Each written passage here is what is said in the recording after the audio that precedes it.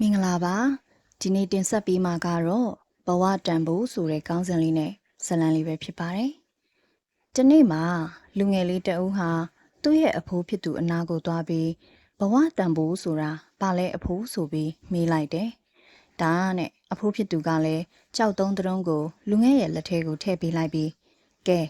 ဒီကြောက်တုံးရဲ့တန်ဖိုးဟာဘယ်လောက်ရှိလဲဆိုတာသွားစုံစမ်းခဲ့ဒါပေမဲ့ရောင်းတော့မရောင်းခဲ့နဲ့နော်ဆိုပြီးမှားလိုက်တယ်တဲ့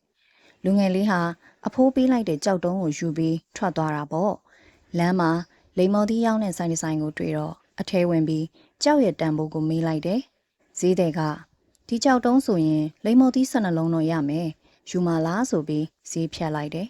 လူငယ်လေးဟာအဖိုးဖြစ်သူကမရောင်းနဲ့လို့မှားထားတဲ့အတွက်ဈေးတဲ့ကိုတောင်းပန်ပြီးပြန်ထွက်လာခဲ့တာပေါ့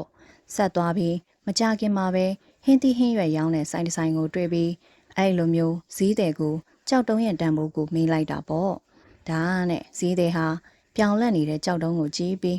ကြောက်တုံးပြီးရင်အာလူတအိတ်ရမယ်ဆိုပြီးလူငယ်ကိုပြောလိုက်တယ်လူငယ်ကလည်းမယောင်းသေးဘူးဆိုတဲ့အကြောင်းတောင်းပန်ပြောဆိုပြီးပြန်ထွက်လာခဲ့တာပေါ့ရှေ့နားမှာလက်ဝတ်ရတနာအယောင်းဆိုင်တစ်ဆိုင်ကိုတွေ့ပြီးကြောက်ရဲ့တန်ဖိုးကိုထပ်မေးလိုက်ပြန်တယ်ဆိုင်ရှင်ကလည်းကြောက်တုံးကိုမှန်ဘလူးနဲ့တစ်ချက်ကြည့်လိုက်ပြီးဒေါ်လာ150ပေးမယ်ဆိုပြီးလူငယ်ကိုကမ်းလှမ်းလိုက်တယ်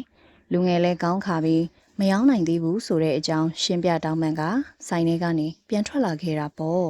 ဒီလိုနဲ့ရှေ့ကိုဆက်ပြီးတွားလိုက်တဲ့အခါမှာတော့အဖိုးတန်ကြောက်မြက်ရတနာတွေရောင်းဝယ်တဲ့ဆိုင်ကြီးတစ်ဆိုင်ကိုတွေ့လိုက်ပြန်တယ်လူငယ်ဟာကြောက်ရဲ့တန်ဖိုးကိုဝင်မေးလိုက်တာပေါ့ဆိုင်ပိုင်ရှင်ကတောက်ပြောင်းနေတဲ့ဗရမ ्या ကြီးကိုတွေးလိုက်တဲ့အခါမှာအဝတ်အနီစားတစ်ခုကိုဖြန့်ခင်းလိုက်ပြီးအပေါ်မှာတင်လိုက်တယ်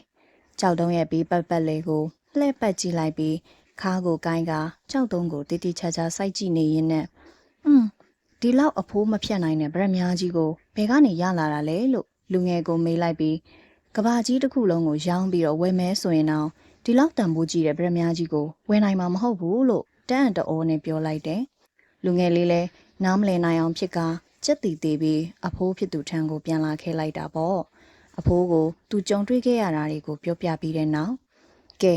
အခုအဖိုးကကျွန်တော်ကိုဘဝတန်ဖိုးဆိုတာဘာလဲဆိုတာရှင်းပြပေးပါတော့လို့ပြောလိုက်တယ်ဒါနဲ့အဖိုးဖြစ်သူကဘဝတန်ဖိုးကဘာလဲဆိုတာငါမြည်သွားခဲ့တဲ့လိမ္မော်သီးဆိုင်ဟင်းသီးဟင်းရွက်ဆိုင်လက်ဝတ်ရတနာဆိုင်နဲ့အဖိုးတန်ကြောက်မြက်ရတနာတွေရောင်းဝယ်တဲ့ဆိုင်တွေကအပြေးပေးခဲ့ပြီမဟုတ်လားငါမြည်ဟာဒီလိုအဖိုးမဖြတ်နိုင်တဲ့ကြောက်တုံးတုံးဖြစ်ကောင်းဖြစ်မယ်ဒါပေမဲ့လူတွေဟာသူတို့ရဲ့ငွေကြေးအခြေအနေပညာအရေးချင်းအသိပညာအဆင့်အတန်းယုံကြည်ချက်တွေသူတို့ကျင့်လဲဖြတ်တန်းရတဲ့ဘဝတွေပေါ်မှာအခြေခံပြီးငါမြည်ရဲ့ဘဝကိုတန်ဖိုးဖြတ်ကြလိမ့်မယ်လူတွေဟာသူတို့အဆင့်အတန်းနဲ့ရှင်ပြီးတခြားသူတွေရဲ့ဘဝကိုတန်ဖိုးဖြတ်တတ်ကြတယ်ဒါပေမဲ့မစိုးရိမ်ပါနဲ့ငါမြည်ရဲ့ဘဝတန်ဖိုးအစစ်အမှန်ကိုထိုးထွင်းသိမြင်နိုင်တဲ့လူတွေကိုငါမြည်ကျင်းတီပေါရှာတွေ့မှာပါကိုလေးစားမှုရှိပါငါမြည်ဟာငါမြည်ပါပဲကဲပုံမြင်လေးရတော့ဒါပါပဲရှင်ဘဝကိုတန်ဖိုးထားတတ်ကြပါစေ